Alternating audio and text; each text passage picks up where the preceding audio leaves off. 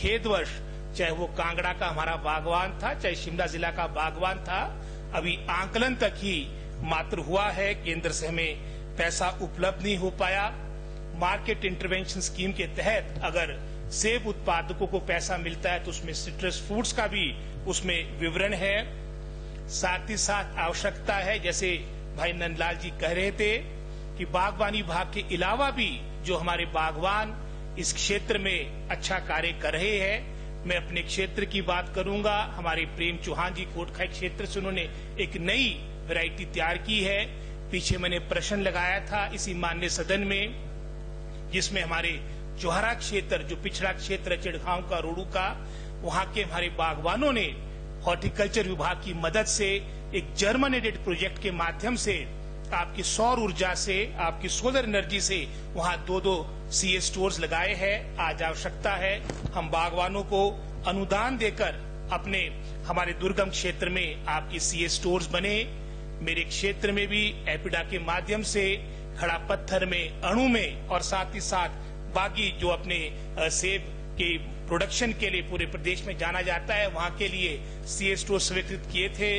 लेकिन खेदवश वो तीनों के तीनों आपके निरस्त किए गए हैं। इसको पुनः मैं समझता हूं स्वीकृति देनी अत्यंत आवश्यक होगा। यहाँ पर मैं कुछ सुझाव भी माननीय बागवानी मंत्री जी को देना चाहूंगा, क्योंकि स्वयं वो कहते हैं कि लगभग करसोग में आप खुद एक लीडिंग एप्पल ऑर्चर्डिस्ट है, निचले क्षेत्र में भी आप बागवानी के साथ जुड़े हैं। आज मैं समझता हूं जिस तरह से आपने पॉली हाउसेज में एक योजना प्रारंभ की है, जिसके माध्यम से 5 वर्ष के बाद अगर आपकी पॉली हाउसेज आपके खराब हो जाते हैं या प्राकृतिक आपदा में नष्ट हो जाते हैं, तो आपने मुख्यमंत्री पॉली हाउस नवीनीकरण योजना प्रारंभ की है। इसी तरह की योजना हमारी एंटी हेल नेट्स के लिए भी हो। पिछले वर्ष ही 23 अप्रैल को इतनी भयंकर मैं समझता हूँ ओलावृष्टि और बर्फबारी हमारी अपर शिमला में हुई थी। अधिकतर जो हमारे एंटी हेल नेट्स थे वो क्षतिग्रस्त हुए।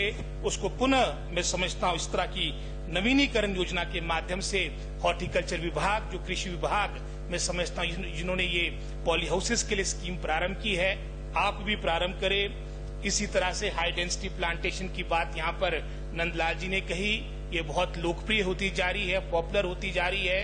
हमारे साथ लगते हुए प्रदेश जम्मू कश्मीर में मैं समझता हूँ वहां पर हाई डेंसिटी प्लांटेशन में आपको ग्रोअर्स को, किसान और बागवानों को आपको अनुदान मिला करता है। लगभग कोई 20 लाख तक का अनुदान मिला करता है। ये भी सरकार को इस योजना पर भी मैं समझता हूँ विचार करना पड़ेगा। सॉइल टेस्टिंग के बारे में ही मैंने इसी माननीय सदन में इसी सत्र के दौरान प्रश्न लगाया था। वो भी मैं समझता भी हॉर्टिकल्चर विभाग के पास सॉइल टेस्टिंग की भी सुविधा नहीं। कम से कम वो क्षेत्र, चाहे वो मैं समझता हूँ निचले हिमाचल की बात हो, चाहे मैं समझता हूँ ऊपर के हिमाचल की बात हो, जहां पर भी बागवानी की दृष्टिकोण से जहां पर क्षमता है, जहां पर संभावना है, वहां पर सॉइल टेस्टिंग लैब्स भी आपके बागवानी विभाग की होनी चाहिए। हॉर्टिकल्चर कॉलेज हमारे शिमला जिला में स्थापित हो, क्योंकि शिमला जिला हमारा मैं समझता हूँ बागवानी के दृष्टिकोण से सबसे अग्रणी जिला है। अभी तक हमारे जिले में मैं समझता हूँ हॉर्टिकल्चर कॉलेज आपका नहीं है।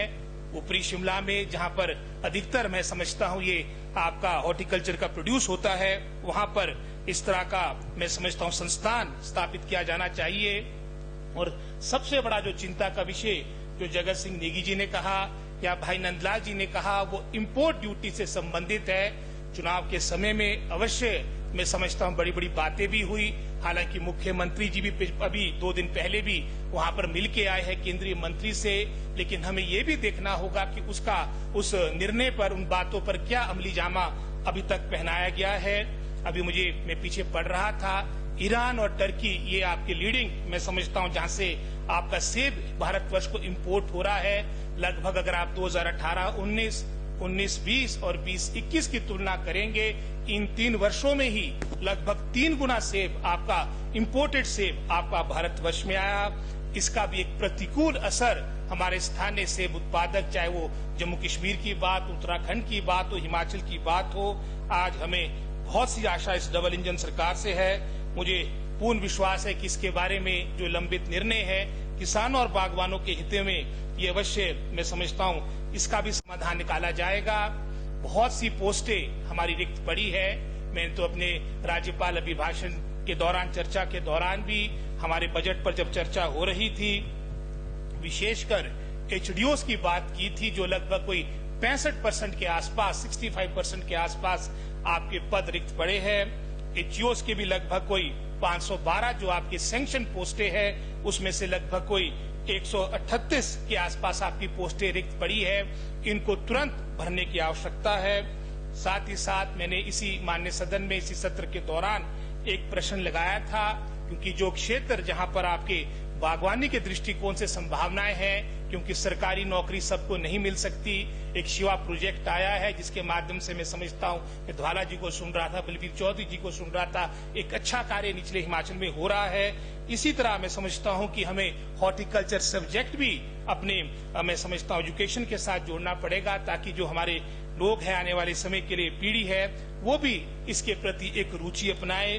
मुझे पूर्ण विश्वास है कि इन ओर अवश्य सरकार किसी न किसी रूप से मैं समझता हूं निर्णय लेगी, क्योंकि अभी जो आपकी वर्तमान की, जो अगर हम बागवानी के दृष्टिकोण से बात करें, इसमें बहुत से कार्य करने की आवश्यकता है।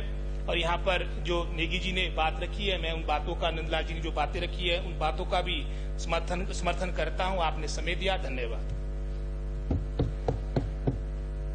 समाधान निकाला जाएगा। बहुत सी पोस्टें हमारी रिक्त पड़ी है।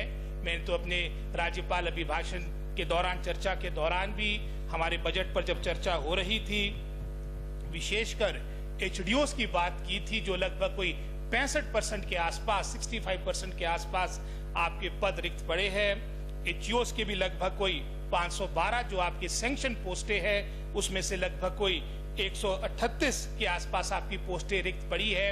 इनको तुरंत भरने की आवश्यकता है। साथ ही साथ मैंने इसी माननीय सदन में इसी सत्र के दौरान एक प्रश्न लगाया था, क्योंकि जो क्षेत्र जहां पर आपके बागवानी के दृष्टिकोण से संभावनाएं हैं, क्योंकि सरकारी नौकरी सबको नहीं मिल सकती। एक शिवा प्रोजेक्ट आया है जिसके माध्यम से मैं समझता हूं, मैं ध्वाला जी को सुन रहा था, बलबीर चौधरी जी को सुन रहा था, एक अच्छा कार्य निचले हिमाचल में हो रहा है। इसी तरह मैं समझता हूं कि हमें हॉर्टिकल्चर सब्जेक्ट भी अपने मैं समझता हूं एजुकेशन के साथ जोड़ना पड़ेगा, ताकि जो हमारे लोग हैं, आने वाले समय के लिए पीढ़ी है, वो भी इसके प्रति एक रुचि अपनाए। मुझे पूर्ण विश्वास है कि इन ओर अवश्य सरकार किसी न किसी रूप से मैं समझता हूं निर्णय लेगी, क्योंकि अभी जो आपकी वर्तमान की, जो अगर हम बागवानी के दृष्टिकोण से बात करें, इसमें बहुत से कार्य करने की आवश्यकता है। और यहाँ पर जो नेगी जी ने बात रखी है, मैं उन बातों का, नंदलाल जी ने जो बातें रखी है, उन बातों का भी समर्थन करता हूँ। आपने समय दिया, धन्यवाद।